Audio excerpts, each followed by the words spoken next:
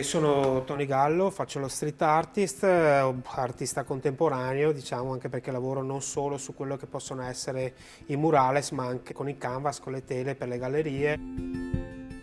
Amo molto quando non sono in giro a fare murales per lavoro, chiudermi nel mio studio, un luogo molto intimo. Io ho bisogno anche di uno spazio dove mi sono da solo, dove mi trovo io con la mia arte, con i miei soggetti, con quello che voglio dipingere. Mi piace molto lavorare anche nel mio quartiere all'Arcella, proprio perché diciamo che è un po' l'underground della mia città e quindi poi me la sento un po' casa mia. Ci sono dei periodi che magari voglio fermarmi per quello che sono i murales e voglio mettermi a dipingere su una tela, e la stessa cosa momenti che sto lavorando troppo sulle tele e allora mi sposto sulle sculture.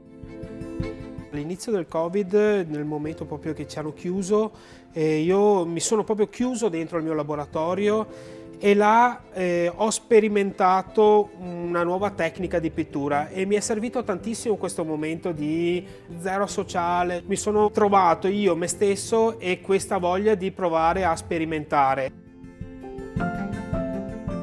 E voglio non solo regalare quello che sono i murales, ma anche una visione diversa dell'arte, qualcosa anche che ci si può vedere dentro le case, che si può vedere sopra un divano, che si può vedere in una stanza. Mi piace l'idea che possa esserci un posto da visitare.